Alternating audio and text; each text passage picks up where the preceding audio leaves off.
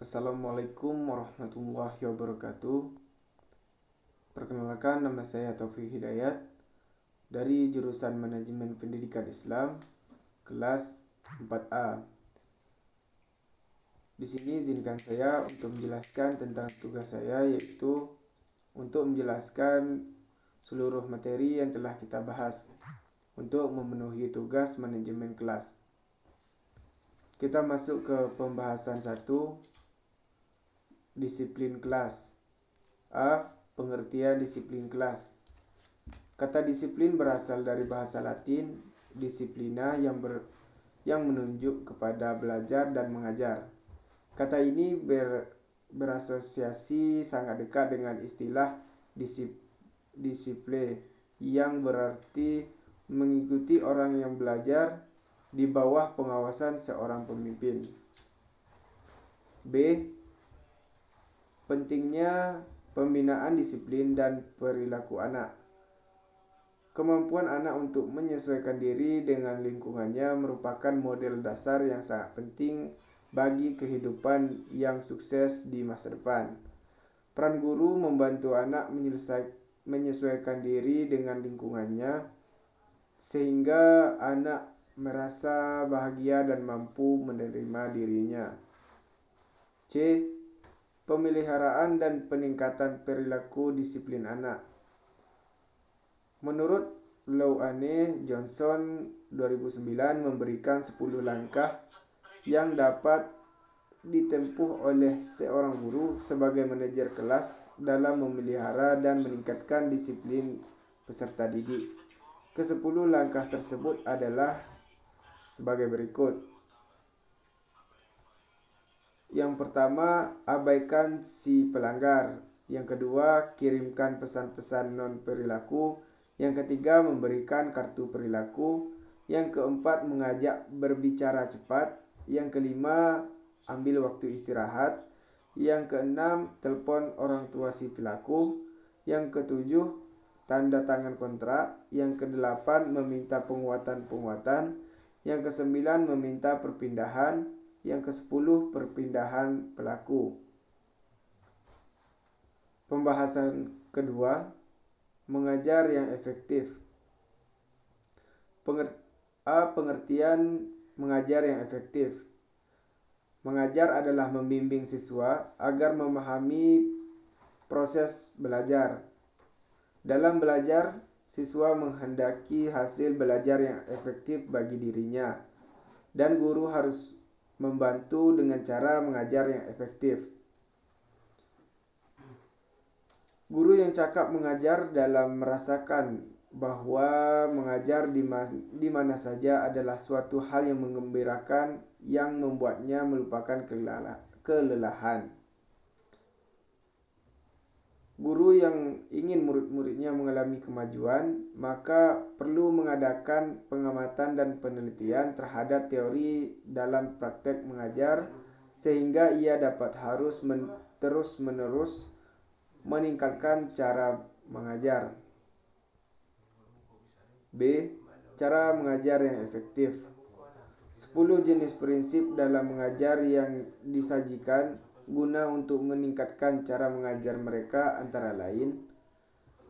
Yang pertama, menguasai isi pengajaran. Yang kedua, mengetahui dengan jelas sasaran pengajaran.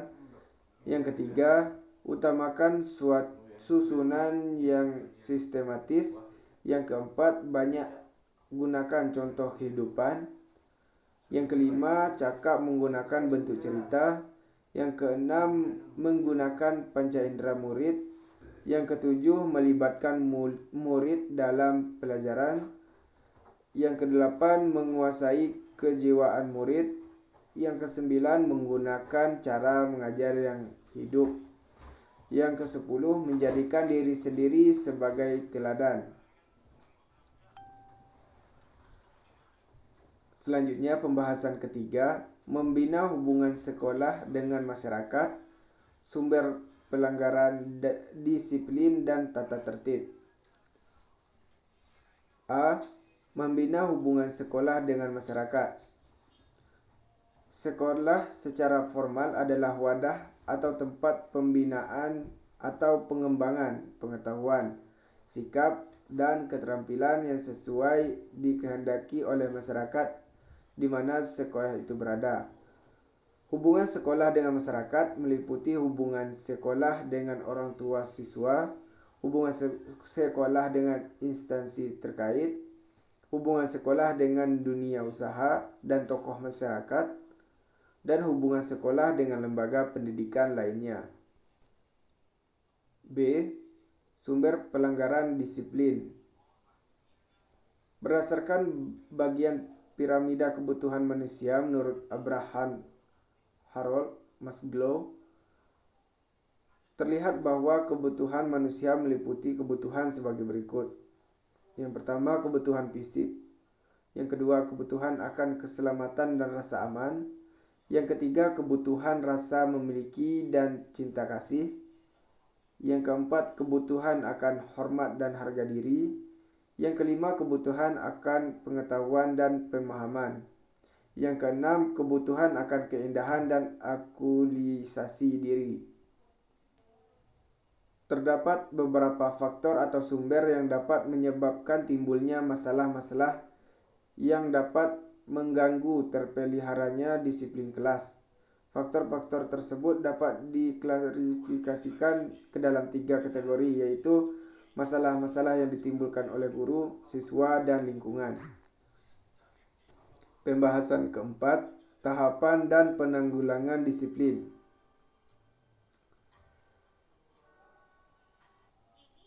A. Jenis gangguan dan cara penanggulangan gangguan disiplin. Dengan tidak mengurangi kebebasan guru menemukan cara penanggulangan gangguan disiplin kelas. Terdapat beberapa petunjuk umum dalam cara penanggulangan gangguan disiplin seperti dikemukakan oleh Hollingsworth dan Howard sebagai berikut. Yang pertama, gangguan percakapan. Yang kedua, gangguan melempar catatan. Yang ketiga, gangguan kebebasan yang berlebihan antara siswa. Yang keempat, gangguan permusuhan antara peserta didik atau kelompok. Yang kelima, gangguan menyontek. Yang keenam, gangguan pengaduan. Yang ketujuh, gangguan tabiat marah. Yang kedelapan, gangguan penolakan permohonan guru. Yang kesembilan, gangguan perpindahan situasi. B. Tahapan pemeliharaan disiplin. Memelihara disiplin adalah suatu proses. Karena ia proses, maka pemeliharaan disiplin akan terdiri dari serangkaian tahapan yang harus diperhatikan oleh para penegak disiplin. Tahapan disiplin antara lain: yang pertama, tahap pencegahan. Yang kedua, tahap pemeliharaan. Yang ketiga, tahap campur tangan. Yang keempat, tahap pengaturan. Selanjutnya, pembahasan kelima, upaya-upaya memelihara disiplin kelas. Beberapa upaya bagi guru untuk menangani dan memelihara disiplin dalam kelas. Yang pertama, kenalilah siswa yang ada di kelas. Yang kedua, rencanakan dan persiapkan pelajaran dengan sebaik-baiknya. Yang ketiga, libatkan siswa-siswa dalam membuat aturan bagi kelas. Yang keempat, bertindak arif. Yang kelima, usahakan agar pelaksanaan kegiatan rutin kelas berlangsung secara efisien. Mungkin itu saja penjelasan dari saya. Jika terdapat kekurangan, saya mohon maaf yang sebesar-besarnya. Saya tutup dengan wassalamualaikum warahmatullahi wabarakatuh.